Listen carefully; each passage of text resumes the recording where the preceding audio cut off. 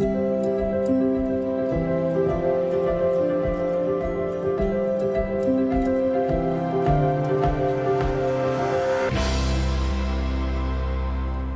back to English for grade 11. So this is the end of Unit 10. We've discussed so far the vocabulary items, grammatical rules, the writing, translation, and so on. And in this episode, we will tackle few vocabulary items with the reading comprehension and summary. So we're going to start with the vocabulary items, and then we're going to look at the vocabulary list, and then we move along with the rest of the task and exercises. Now let's take a look at the new vocabulary items. We have overcome, perseverance, securely, shred, slam into, strain, toothy, venomous, and watchful. So let's start with the first word. We're going to show you the picture, and then you're going to find the correspondent word from the box or the table below. So what do you think that man is doing? He is achieving something, passing all the barriers. So overcome, it's a verb. It means to succeed in dealing with a problem or a difficulty. For example, you have to work hard to overcome all the hardships of life. So you need to work hard to overcome those problems. All right? So let's move to the next one. Never stop trying. If you can see here in the picture, the man just gave up. What do you think? It's perseverance. It's a noun. It means persistence in doing something despite difficulty or delay in achieving success. So for example, the perseverance of the police led them to catch the thief. Next, it's a safe box. To put things and keep them safe.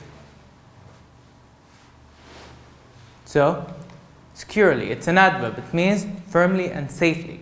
For example, they securely placed the money in the safe for safekeeping. All right? So they securely placed the money in the safe for safekeeping. Next, it's obvious. What is he doing to the paper, to the piece of paper? Tearing it apart with a machine. So it's a shred. It's a verb. It means to tear or cut into shreds. For example, the criminals tried to shred the papers and get rid of the evidence. They wanted to cut or tear the papers to get rid of the evidence. They shred. Next, what do you see here? What do you think? It's slam into. It means to crash into something with a lot of force. For example, he didn't notice the door was closed, so he slammed into it. He didn't notice the door was closed, so he slammed into it. That happens especially when the doors are made of glass. Next, what do you think? It's a strain. It's a noun. It means a specific type of animal or microorganism or a plant. For example, the strains of plants found in the desert are different than the ones in the jungle. So they have different strains. Okay? Next, it's obvious. It's about the shark. He has way too many. Correct. So it's toothy. It's an adjective. It means having or showing large, numerous or prominent teeth. For example, sharks can have up to 5,000 teeth. They are very toothy. Next, venomous. It's an adjective. It means figurative, full of hatred or anger. For example, I suggest you stay away from him. He is venomous. So he is full of hatred or anger. So, last one. Watchful. It's obvious. It's an adjective. It means watching or observing someone or something closely. For example, children grow up under the watchful eyes of their parents. Okay? So it's simple and easy. Now, as usual, we're going to look at the multiple choice questions. I want you to choose the correct answer from A, B, C, or D. So now let's take a look at the questions. Number 1, the car blank the tree. The driver wasn't paying attention, so he crashed into something. Okay, so is it slammed into? shredded, overcome, or inflated? What do you think? It's easy, it's a piece of cake, so you should know it by now. Slammed into, so the car slammed into the tree. The driver wasn't paying attention. Correct, good job. Next, number 2. They tried to escape, but the blank officer caught them. So the officer was paying attention, he was looking for them, right? He was very watchful. So the watchful officer caught them. They tried to escape, but the watchful officer caught them. Good job. Number 3. These chemicals are blank. You should wear safety gloves when handling them. It's like they have poison in them. So if they have poison, they becomes what? Watchful, inexperienced, confidential, or harmful. It's definitely harmful. So these chemicals are harmful. You should wear safety gloves when handling them. Now we're going to look at the other task and the other type of questions, which is the gap filling. Fill in the blanks with the suitable words. We have toothy, venomous, securely, shred, overcome, and watchful. We want to use them in the sentences or the questions below. Let's start with the first one. Number 1, they locked the door, blank, no one can get through. So they locked it safely. So what do you think? I made it clear. I gave you a hint. They locked the door safely. So securely, they locked the door securely. No one can get through.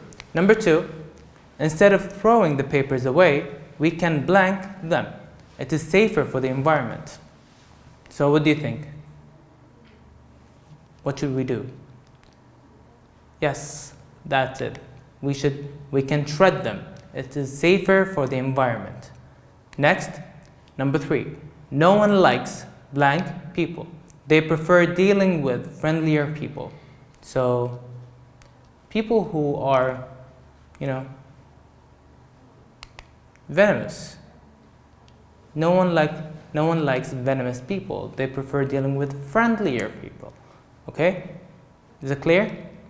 Now, for the reading comprehension, I'm going to give you a few tips for how to answer the reading comprehension questions. First, you should read the questions before reading the passage.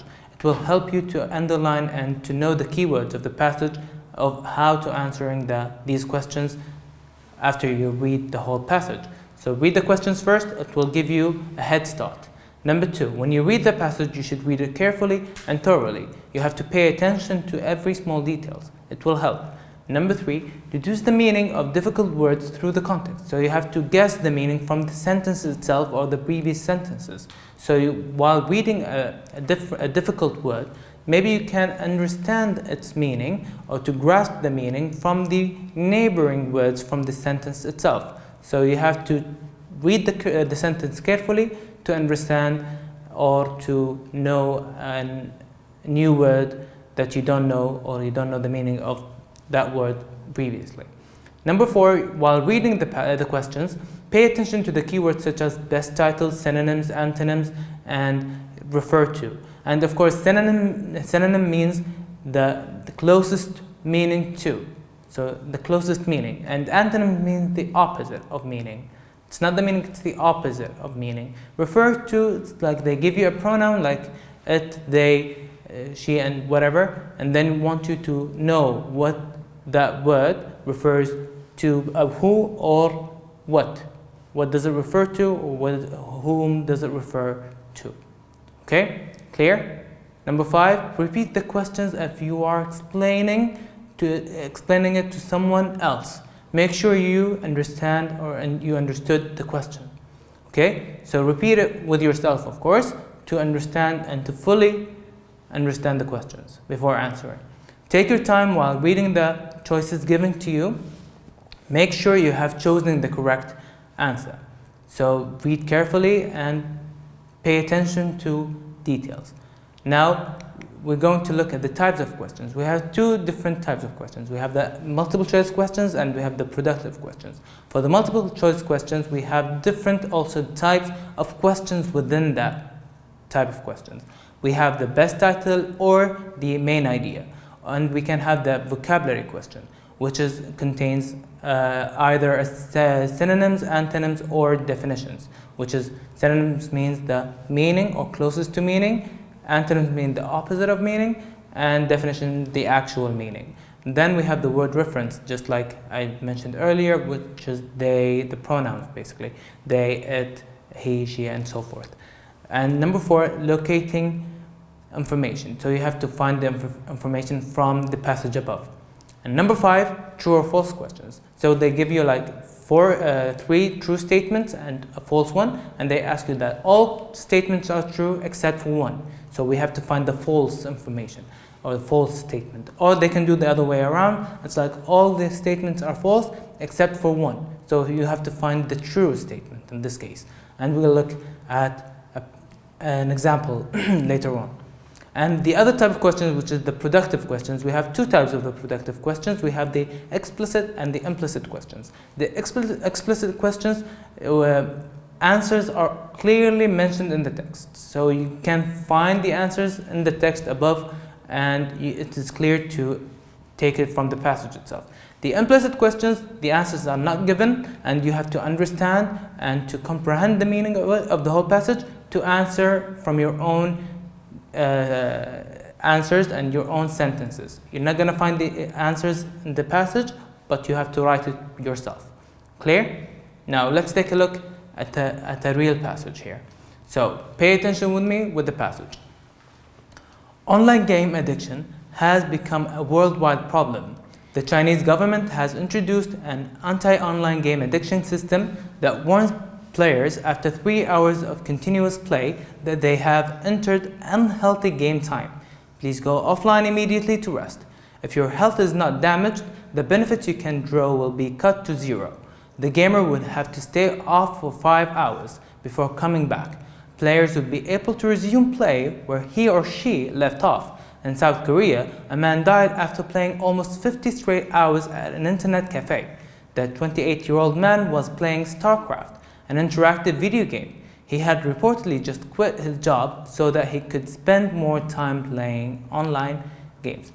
In the same country, a couple was arrested after they had left their 4-month-old daughter unsupervised at home to go play World of Warcraft at the internet cafe. The child was found dead on her stomach, apparently dying of suffocation. The couple said they only meant to stay a few hours but ended up staying longer than expected. Supervisor Fiona Ma says, while the problem may not be so dramatic in San Francisco, something needs to be done. A lot of my friends have kids who are just addicted to playing these games all the time, Ma says. The people who are doing that are not hurting anyone but themselves. Fiona successfully pushed a law that made it illegal for anyone under the age of 17 to be in an internet cafe during school hours. Teenagers turned to these video games to escape bullying, peer pressure, and house chores, says Ma.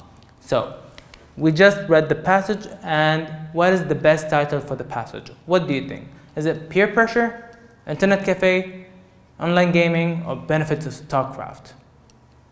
So the whole passage was talking about what? What did you understand the whole passage? So it was obviously talking about online game and online gaming, right? So the answer is C, online gaming. Now let's take a look at the second question. What the underlined word themselves in paragraph number 3 refers to. So in this question you have to go back to the passage so you can find the best answer. But let's take a look. It's A, kids, B, games, C, people, D, parents. So when we go back to paragraph number 3, we would find the answer would be people. So the answer is people. Now let's go to the third question. The antonym of the underlined word quit in paragraph number 2 is. So what's an antonym? Antonym is the opposite of meaning, not the closest meaning or the exact meaning. So is it exit, stay, leave, or desert? So quit means all 3 of them except for one. It's stay. That's the antonym. Alright? Question number 4. What can you infer from paragraph number 2? What can you guess? What can you understand from paragraph number 2? So, A, the child's death was the consequence of care. B, the child's death was the effect of the couple's arrest. C, the child's death was the cause of the couple's addiction. D, the child's death was the outcome of the couple's addiction. So it was the outcome of the couple's addiction. All right? That's what paragraph number 2 was talking about. Final question. All sentences are false except, so all of them are wrong except one of them is correct, and we want that true statement. Let's see. A, online gaming addiction isn't a worldwide problem. B, the situation in San Francisco is as bad as it is in South Korea. C, nothing appeals to those who spend more than 3 hours of continuous play. And D, students under the age of 17 are not allowed to be in an internet cafe during school hours. The true question or the true statement is D, students under 17 are not allowed to be in an internet cafe during school hours. Now let's see the productive questions. So we want to answer these questions, right? So what happens after 3 hours of continuous play? What do you think? It is actually written in the passage.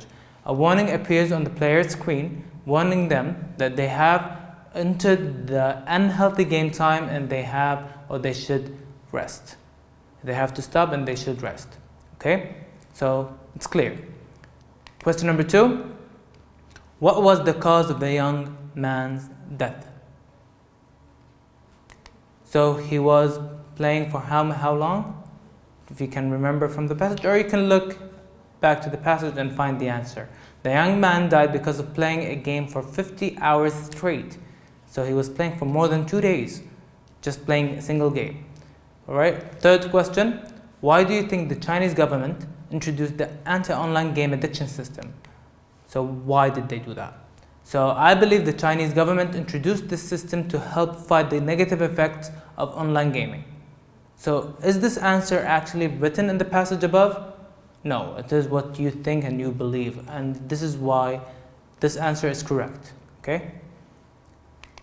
According to paragraph number 3, why did teenagers go to these internet cafes? So they want, what do they want in these internet cafes? They want to avoid something, right? So teenagers would go to these internet cafes to escape or avoid bullying, peer pressure, and or house chores. Final question. Why do you think Fiona was keen on pushing the law? Why she wanted to put that law, to make it a real law? Because I believe Fiona was keen on pushing the law to prevent teenagers from skipping school, which matters the most. We don't want them to skip school, so we pushed that law. She pushed that law. Now let's take a look at the summary making. Before we start the summary making, we should consider the following. We should read and understand the questions properly. And then we understand the paragraph as a whole. There are usually 5 answers. Try to underline only 4 of them. We join the answers with words like first, second, third, finally, and so on. You have the list right underneath in front of you. Now, I'm going to give you tips for the paraphrasing. When you try to paraphrase, make sure you understand the passage as a whole. Break up and join ideas. So you have to break the ideas and join them together differently. Elaborate on, or maybe you can shorten some ideas. You can change them. You have to maintain the idea as it is from the original passage, as truly as possible. We don't want another meaning. We want the same meaning again. Try to use your own words. This is my advice to you. When you want to use your own words, you can do the following. You can change the vocabulary, for example, or maybe you can transform a sentence from the active voice to the passive voice, and so on. And maybe you can change the word class. Previously, in the grammar lesson, we took the suffixes that changes the category of the words. Maybe you can use them to change the word class from verb to noun, noun to adjective, adjective to adverb, and so on. Now, let's see the question right in front of us. How does grammar help us? But before we start, let's take a look at the rubric here. This is what you are being graded on. So the content or the relevance of ideas, the paraphrasing, which I just mentioned, and the spelling and grammar, you have to minimize those. And the format. What do we mean by the format? We have to write a full, beautifully written paragraph. Not bullet points, just one big, beautiful paragraph. Please keep in mind that if you copy the whole thing, you receive a 0. We don't want copying, we want summary making. Okay? and we only want 4 sentences. If you write more sentences, you might lose some marks. So pay attention to that. Now let's take a look at the passage itself. So we have here, when you have something to express, you want to express it accurately, don't you? Grammar teaches you what corrections to make in your speech and writing and why the correction should be made. So this is the first point here. From the questions we just read, this is the first point, which is grammar teaches you what corrections to make in your speech and writing and why the correction should be made. Let's continue. Moreover, the study of grammar helps you to improve the way you express yourself by using English which is accurate, clear, varied, and interesting. So this is also the second point. This is another idea that we can use. Okay. Now let's move on. By studying grammar, you learn how to use each part of speech correctly and effectively. Also, this is another point. Now, these parts of speech are nouns, pronouns, verbs, adjectives, adverbs, prepositions, and conjunctions. These are examples. We don't need them. Okay? These are examples for the passage. We don't need them while summarizing. Let's continue. Knowing about grammar offers a window into the human mind and into our amazing mental capacity. This is the last and final point. Now, we will do the following. So this is the first point that we just underlined from the passage, which is grammar teaches you what corrections to make in your speech and writing and why the correction should be made. This is how we made it. This is how we summarize it with the paraphrasing. First, while speaking and writing, you'll use proper language. This is the first point. Next, moreover, the study of grammar helps you to improve the way you express yourself by using English which is accurate, clear, varied, and interesting. We want that information, the same meaning, but in a different way, right? So we made it this way. In addition, you will be able to communicate with others clearly. This is the main idea. This is the point. Now, let's move to the third point. By studying grammar, you'll learn how to use each part of speech correctly and effectively. That we made it into. Furthermore, it will help you use the correct part of speech. Okay? Clear? Final point, knowing about grammar offers a window into the human mind and into our amazing mental capacity, and we made it into finally, grammar gives you the opportunity to recognize your brain's potentials. So this is the final outcome. This is how it looks like or should looks like in your exam. First, while speaking and writing, you'll use proper language. In addition, you'll be able to communicate with others clearly. Furthermore, it will help you use the correct part of speech. Finally, grammar gives you the opportunity to recognize your brain's potential. To summarize, in this episode, we discussed and talked about the lexical items, the new vocabulary. We also looked at the reading comprehensions with questions, of course. And finally, we talked about the summary making. Thank you so much for watching. Until next time.